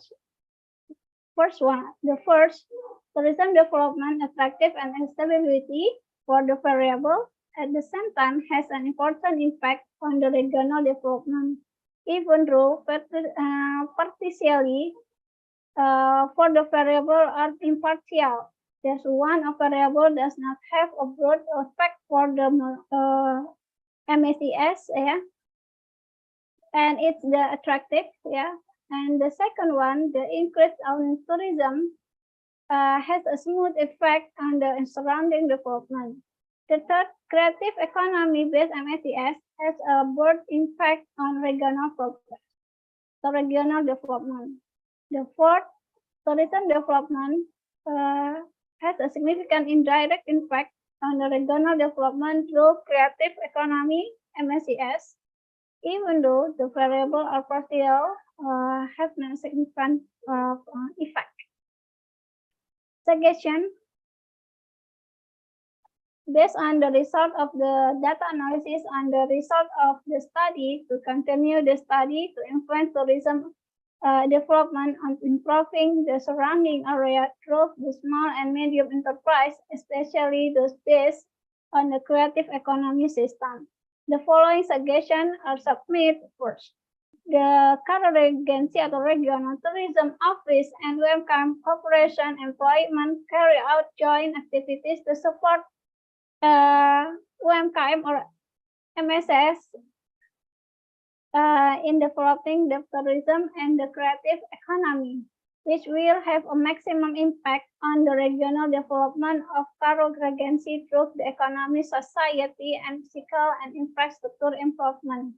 Collaboration can facilitate the creation of the meeting place for the tourist and creative economy stakeholders, making it easier for the tourists to enjoy creative economies based MSCS product knowledge in Karo Regency. And second, the importance of Karo provincial governments in North Sumatra, especially through the tourism office, must facilitate making tourist maps that provide information on the tourist attraction in Karo province and shopping center for the MSEA products in Karo Regency, which will easier to meet a visitor and sellers MSEA products. And the result of this research is a parallel with the result from the Rahmawati, which the result his research is that development of tourism in Batam have a positive impact for the MSES development in Batam province, and the others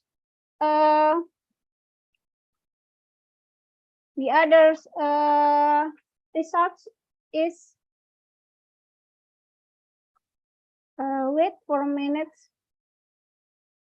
Sorry for interruption. You have 2 more minutes, so we can close you. Okay, thank you. Okay, and the others results parallel with the Bajusa in Spanish. That the result of the research is show that the impact of the tourism have a positive impact for the MAES in Balearic Island, and it support for the economic of the people in the Spanish. That's my presentation, and I hope there is a Q&A for the presentation. Thank you. Thank you so much. And there will be Q&A. And if there are some questions related to this PPT, you can come to the Q&A for the discussion. Okay, so I think we are finished with the Zoom presentation, and all other presentations are video, and they already sent their videos and we upload it to our YouTube channel. Later, I will share the channel link and you can watch it online. Now, I will invite our keynote speaker, Dr. Marcos Ferrasso from Lisbon, who will deliver a keynote speech on the circular economy and the SME strategy field research agenda. Hello, everyone. Thank you for the invitation. I will be very concise in my presentation, even though it's not the main topic of the social sciences, but I'm trying to cover a little bit on the social aspect of sustainability that is not fully covered by the literature, and I believe we can do something like that because we have the room for many of these topics on social sciences. So I prepared a very long presentation of about 1 hour, and as we all know, we have 15 minutes, but I'll be very precise in the topics I need to cover. So the first idea started with a paper that we published in the Business Strategy and Environment Journal on circular economy business models. In this paper specifically, we advanced our knowledge in the circular economy, I mean the 4 Rs. We identified the literature that was growing at that time. We identified also the main countries from which the scholars were publishing in. Also, we identified, for example, the leading journal at that time was Journal of Clean Production.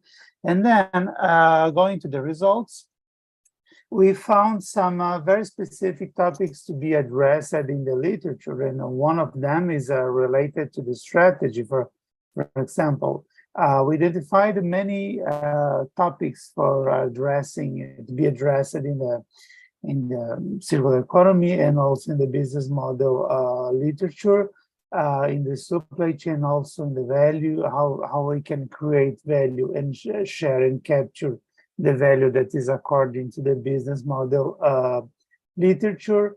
And also we identified that most of the literature, they were covering the resource and the waste aspect, and also the reuse action towards circular economy in the context of business models literature. So according to different axes, we found that one of them is the strategy and this is particularly something that I am interested in the last years. And from this area, I was proposing 3 different projects. One of them is on the business ecosystem analysis of industrial symbiosis of SMEs in the pharmaceutical industry.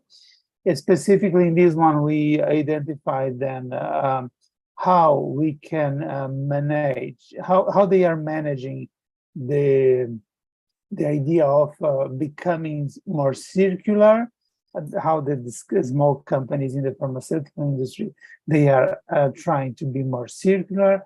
And we identified from this project that the literature in circular economy and SMEs is really, we don't have many papers in the field. So we also identified that from this area, we switch it to another one that is another project that I am conducting with professors in Brazil and also in Italy. So we identified the need for better understanding the circular economy strategies that are putting into practice by SMEs.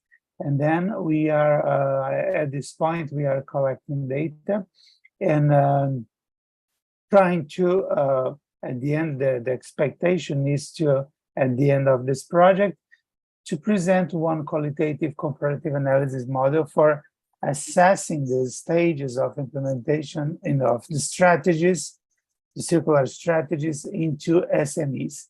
And again, we identified some gaps. For example, the layers for implementing the circular economy in the SMEs.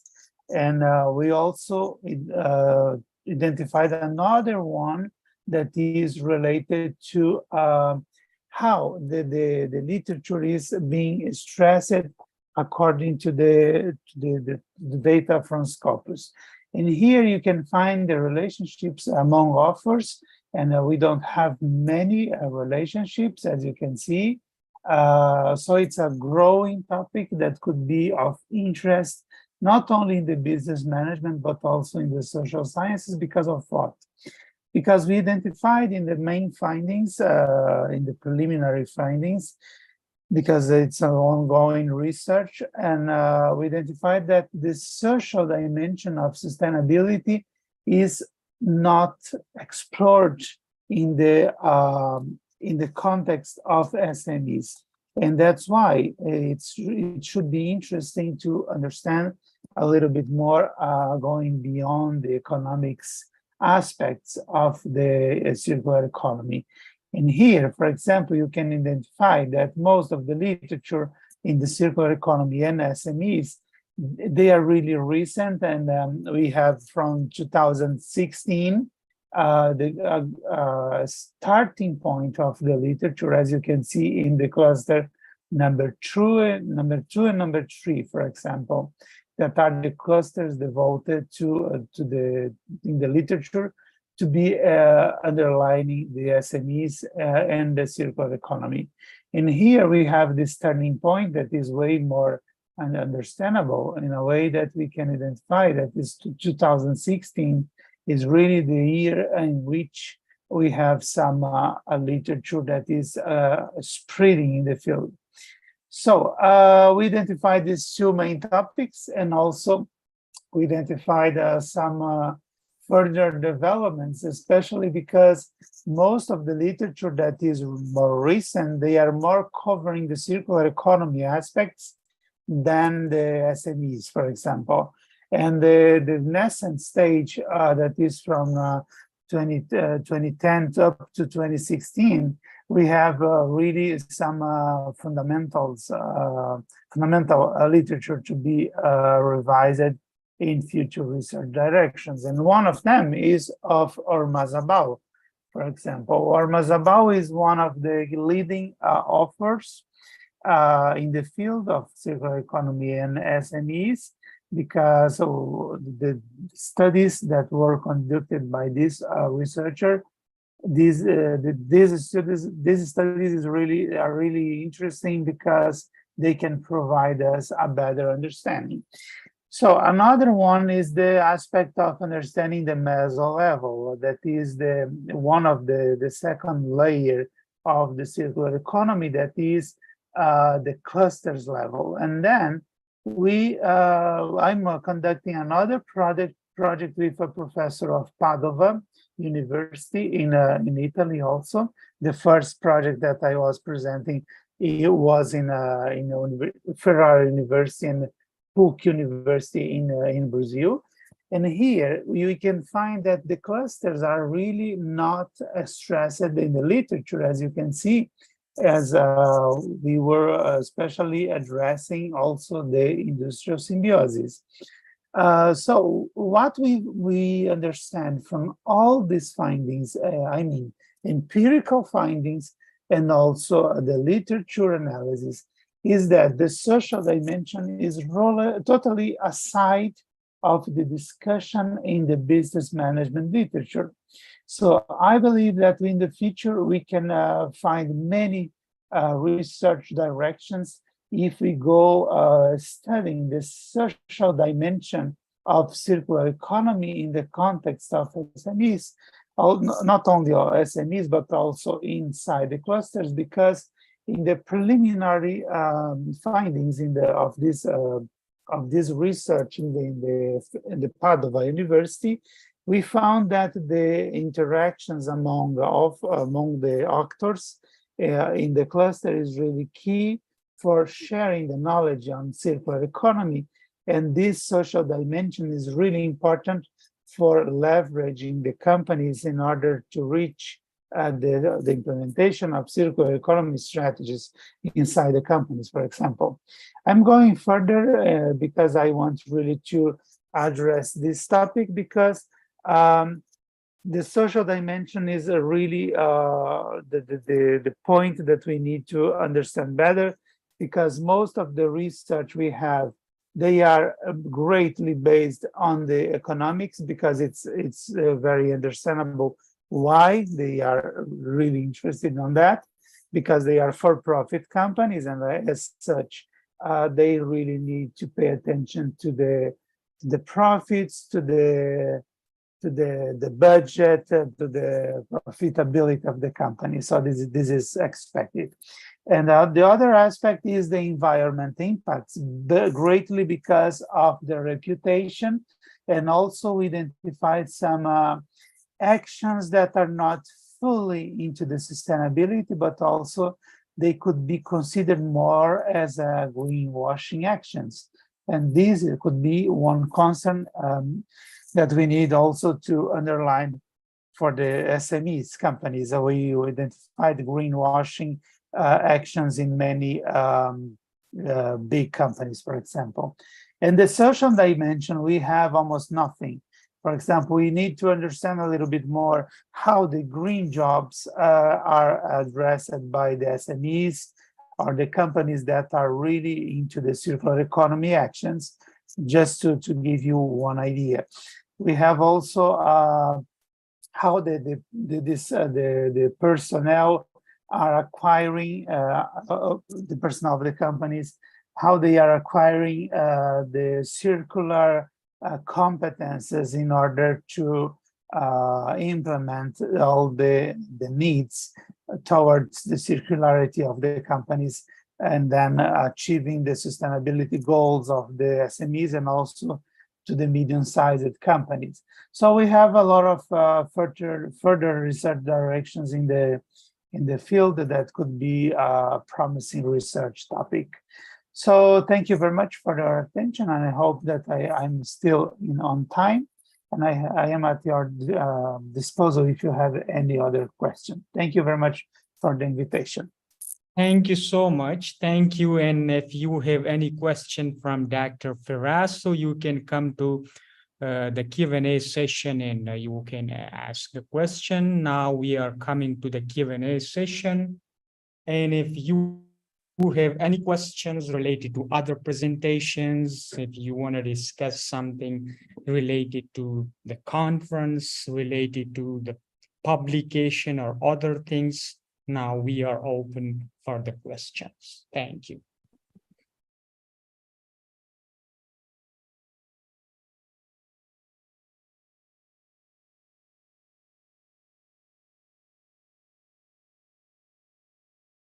Any questions?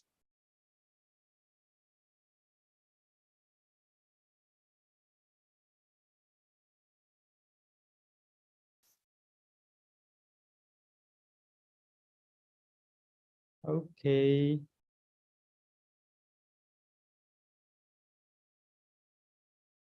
Any question in the chat box? No question. Okay. Okay, I observed that some of the papers, presentations, the titles are not very attractive, and the title is very important for the journals.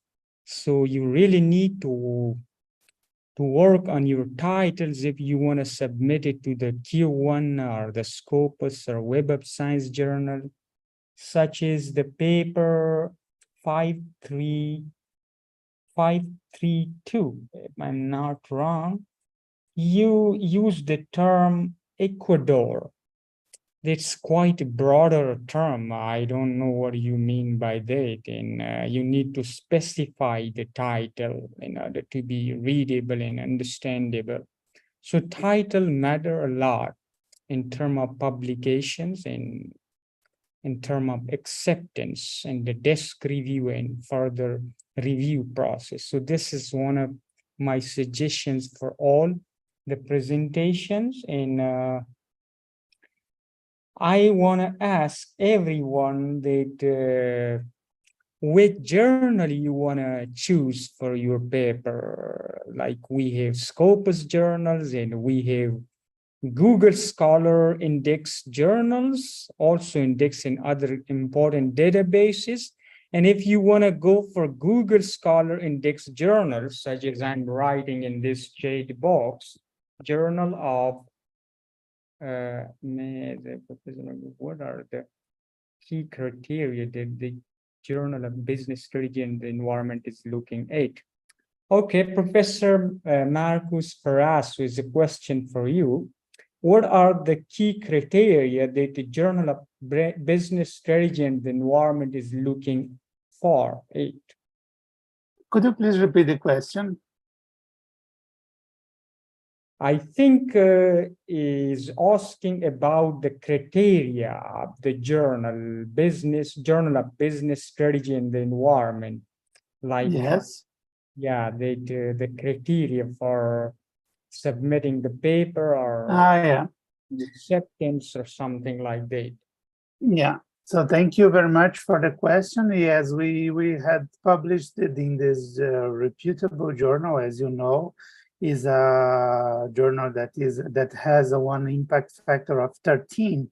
So it's not very common in the business management area that we have this kind of impact factor. Anyway, the idea behind this project was to present a cutting-edge research for presenting future research directions. And of course, as you can imagine, is a very difficult journal to get the acceptance.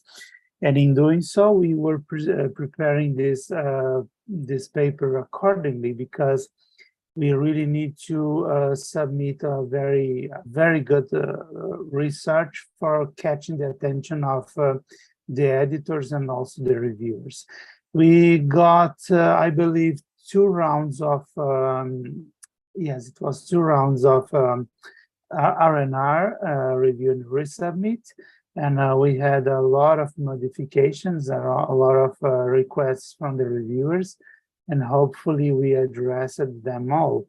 In this case, particularly, we, as you saw in the presentation, we used the Voice Viewer as a initial tool for presenting and exploring the field in the network analysis perspective. So what I encourage you is to be very focused on the contribution of your research, because you need really to contribute to the field in a way that how we can help other researchers in going further by exploring directions that were not identified in the previous research.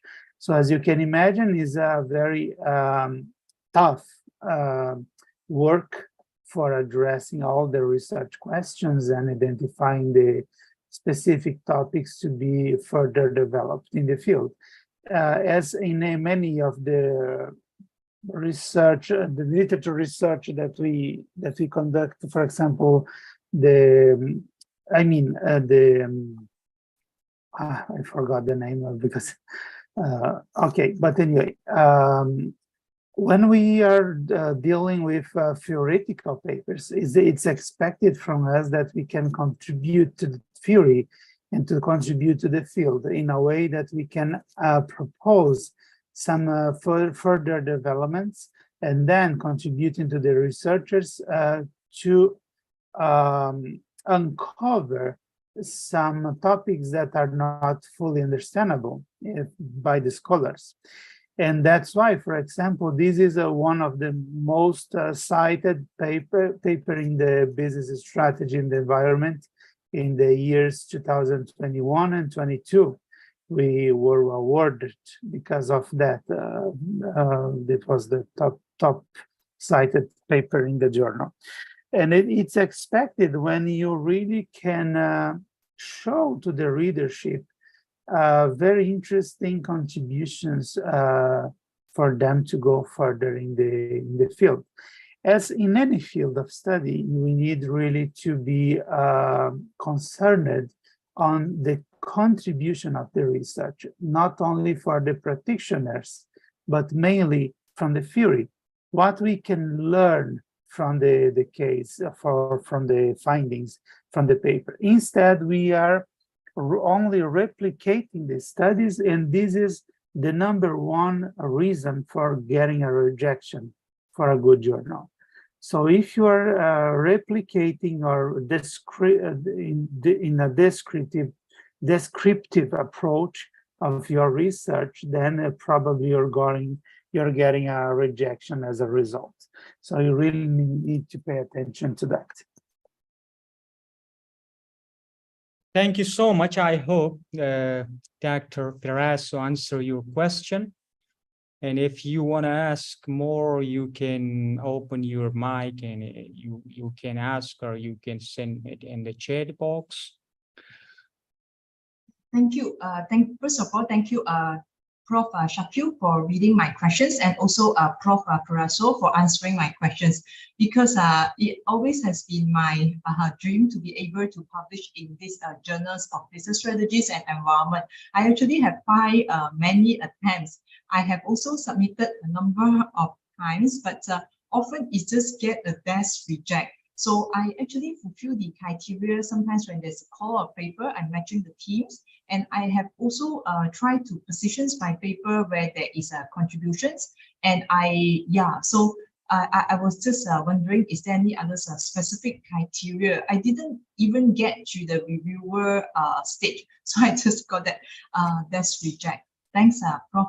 Perasso. Thank you.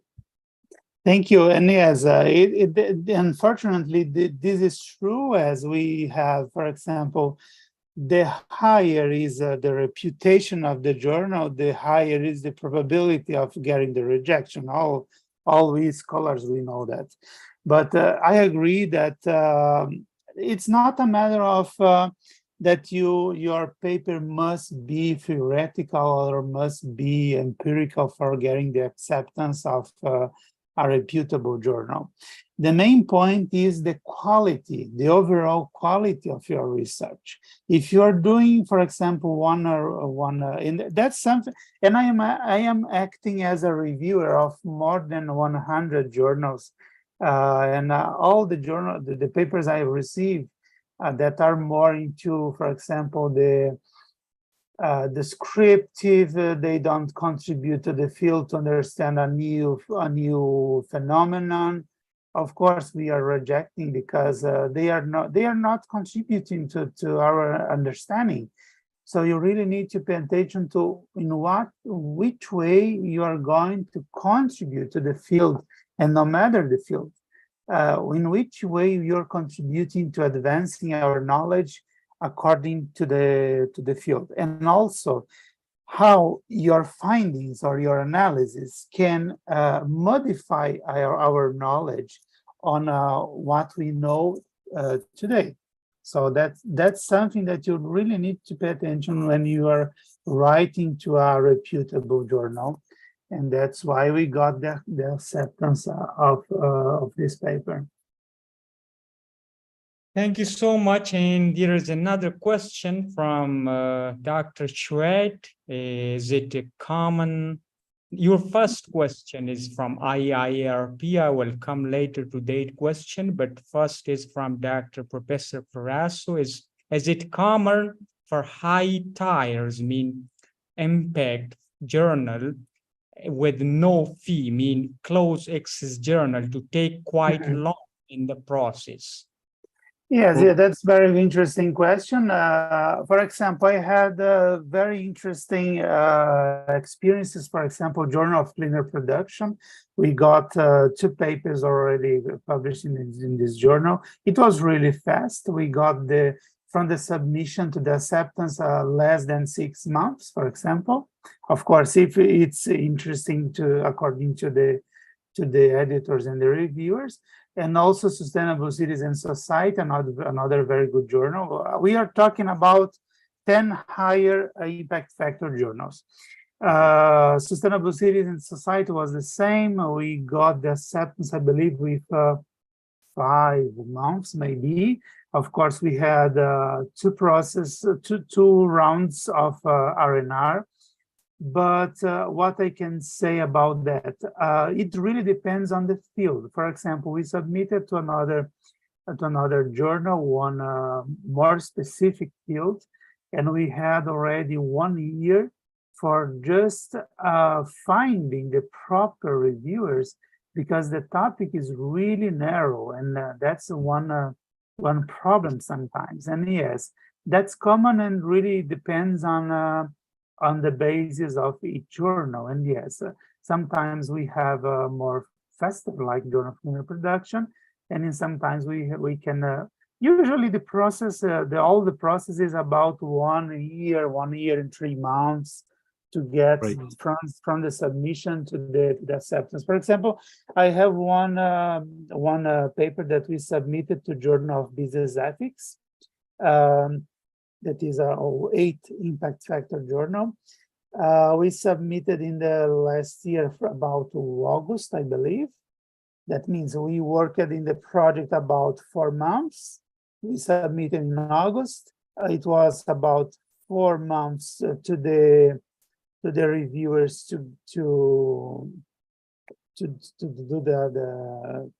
review the paper. We got about 1 month for the editor's decision. So it's a slow process. It really depends from journal to journal. And we just submitted at the end of the July. No, it was on July 26th, we submitted the first round of R&R. So we are expecting now 3 to 4 months for the reviews, and then we are entering almost probably to 2024 for getting the final result. So it depends really from journal to journal. Thank you very much. My direct experience was with the supply chain management, the journal Q2, and it took a year to get the response, despite I tried to follow up with the editor, but at least we got what they need. So, and some of the trick is they really want us to cite the paper from their journal as well. That's an ethical issue. Yes, that's an ethical issue. Unfortunately, we have misconduct of reviewers to inflate their H index, and that's really a problem that we are facing nowadays. And I recommend to be very to have caution in citing all the papers they are recommending. You are not obliged as offer. You can cite if you wish. We are in a position that, okay, if I don't cite, maybe the reviewer is not liking my paper. But anyway, I recommend caution, because many of the reviewers are really using misconduct in order to get inflated H indexes, personal purposes, I mean, and that's not science. So we need really to pay attention to that, because this is not science. So that particular work is on year 3. We submit on the journal Q3 first. Yeah. And it took 1 year, and then we do the revision, and then the team decided to withdraw and then submit to this one. Took another year. So right now we're on revision, revise them. Yeah, in science we have a lot of ethical misconducts, unfortunately, and we have a very hard discussion on the paid APC journals. I believe you followed the news. We had many issues with very big publishers. I'm not going to nominate anyone, but they are facing a huge trouble in this year, because they are not considered as much as rigorous as would be in the science. So that's a trouble. And when you face this kind of issue, I strongly recommend, for example, to contact the editor or maybe the publishing house to get them know about what is happening with the journal, and that could be ruining the reputation of one journal and after the publishing house. So this is really a trouble. Of course, when we are talking about, for example, Elsevier, Emerald, Taylor and Francis Springer, they are more solid reputation publishing houses. So we don't have many of these issues, fortunately.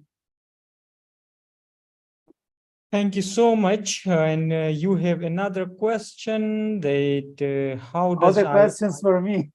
No, it's for me. It's for me. Thank you. Okay. So how does Iarp charge for processing acting as a gateway to publication? Is it included with the journal page fee or separately? No, you just need to pay the APC with the discount of or 155 or $150. So they include everything. Now you will not be charged for any extra pages or something like that. So that's possible only through Iarp gateway. I hope I answer your question. Okay, thank you. Another question for me as well is that are there any specific law journal for publishing or article, because we are from law faculty? Yes, there are journals. I don't know whether you want to go for Scopus or a Google Scholar Index journal. So we have journals, and you can contact me. I'm sharing our WhatsApp number. You can be connected with us, and we will suggest you specific journals related to law. Now I'm sharing some peer-reviewed international journals, which will be quite easier for the beginner researcher to submit their papers and be peer-reviewed. And these are the journals. They are not only indexed in Google Scholar, but also in other databases. So one is Journal of Advances in Humanities Research. You can search for this journal in International Journal of Management Thinking. You can search for these journals. These are the Google Scholar and other databases index journals, and will be good for the beginner researchers. And yes. Okay, so there's another question. Thank you for facilitating the review journal, but please make for coming for research for publishing international journal index by Scopus or Emerald. Yeah, so for Scopus Q1, you can go to the F1000 Research. That is Scopus Q1, quite easy, author-oriented process, and I hope you will like it. Yeah. Any other question?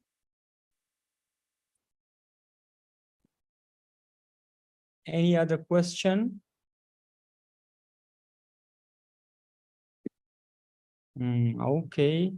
So thank you so much. And I hope that all of you enjoyed today's session, this virtual session, and it was really a great experience with all of you. Thank you for participating in this conference. And I observed that all the papers, presentations were quite good, having good research ideas, and the researchers put their efforts for the best. And yes, still, we need improvements in the manuscripts, and we need to revise it again and again to polish it for publication. So that's important to keep in mind, that every manuscript need to be revised and modified. Some of the participants were not able to join us, so they can go to our YouTube channel. I'm sharing the link, and they can watch their presentations here. Let me share in the chat box. Yes. The links to the YouTube channel. Sorry, yes.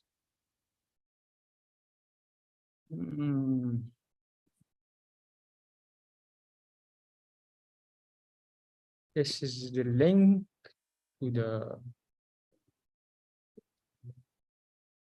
YouTube channel. You can watch it here. And those who didn't send their video PPTs or were unable to present it on Zoom, they can send it to this email, and their PPTs will be uploaded to the YouTube channel. You can note this address. Yeah, and at the end of this session, you will get your certificates and your proceedings in the email. And now I'm sharing the WhatsApp number. You can note this number and contact us for publication or other matters. 601137963849. Yeah, this is the number, WhatsApp number. If you aid me, I will aid you to our WhatsApp group, and then you will be informed for the upcoming events and conferences and other opportunities. Now I request all of you to open your cameras, and we can take a photo, a group photo with your smiley faces, if you don't mind. Thank you. Two remaining cameras. Okay, so I'm taking a screenshot.